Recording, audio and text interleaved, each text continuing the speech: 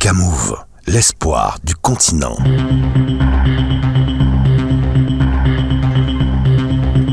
49 militaires ivoiriens appréhendés à l'aéroport international de Bamako. Officiellement déclarés comme des mercenaires par les autorités de transition maliennes et conformément à la Convention de l'Organisation de l'Unité africaine sur le mercenariat. Pour les autorités de Bamako, la dite convention sera appliquée avec toutes ses conséquences. Au regard de ces manquements et infractions commis dans le cadre du déploiement de ces 49 militaires ivoiriens, le gouvernement de la transition les considère comme des mercenaires, tels que définis par la Convention de l'OUA sur l'élimination du mercenariat en Afrique. Le dessein funeste des personnes interpellées était manifestement de briser la dynamique de la refondation et de la sécurisation du Mali ainsi que du retour à l'ordre constitutionnel.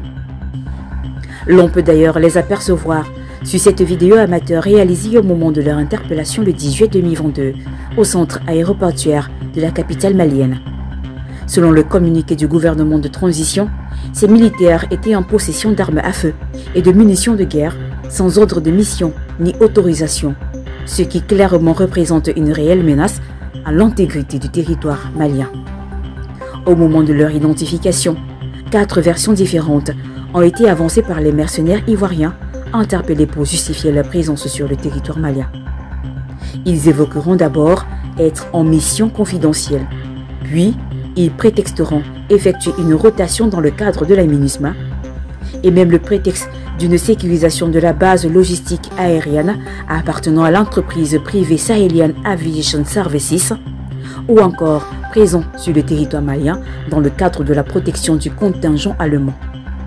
Des motifs un peu trop confus au goût des autorités de transition de Bamako et qui vont d'ailleurs susciter d'autres interrogations, notamment celle de savoir comment 49 militaires ivoiriens sans ordre de mission se trouveraient sur le territoire de Bamako pour 3 différentes missions au même moment.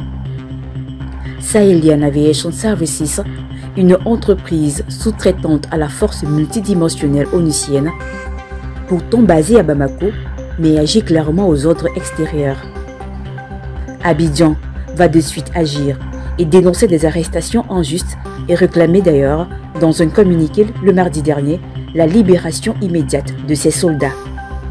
L'ONU va soutenir la démarche d'Abidjan, car la MINUSMA affirme que ces hommes appartiennent à une cellule de soutien rentrant dans le cadre de la relève du 7e détachement, des éléments qui viennent en appui aux actions de la force onusienne sur le territoire malien.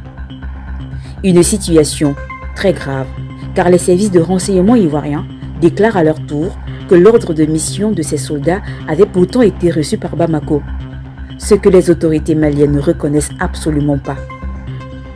2 versions s'imposent et pourraient créer une grande tension diplomatique entre Bamako et Abidjan, qui, on le sait, depuis quelque temps, se regardent en chien de faïence depuis que le président ivoirien Alassane Ouattara a manifesté son hostilité vis-à-vis des putschistes et sa position absolument ferme au mois de février 2022, au moment où les sanctions économiques et financières ont été infligées au Mali par la CEDEAO il y a quelques mois. Des positions tranchées du président ivoirien qui vont davantage creuser le fossé du désamour entre Abidjan et Bamako. Pourtant, les 2 pays, le Mali et la Côte d'Ivoire, entretiennent de bonnes relations depuis la préhistoire.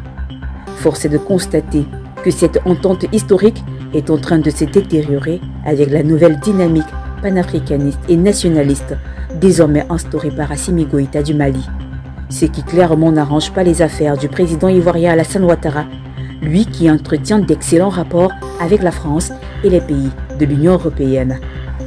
Toutefois, le gouvernement de transition, soucieux de la préservation des relations séculaires entre le peuple malien et le peuple ivoirien, va indiquer dans son communiqué vouloir maintenir cette solidarité des autorités ivoiriennes et estimant certainement que ces autorités ont été troublées par la présence illégale de 49 militaires sur le sol malien.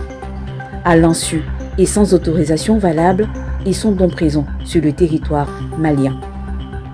Toutefois, Bamako précise ne recevoir aucune injonction d'un pays, car cette affaire est remise entre les mains de la justice malienne qui donnera suite à ce dossier.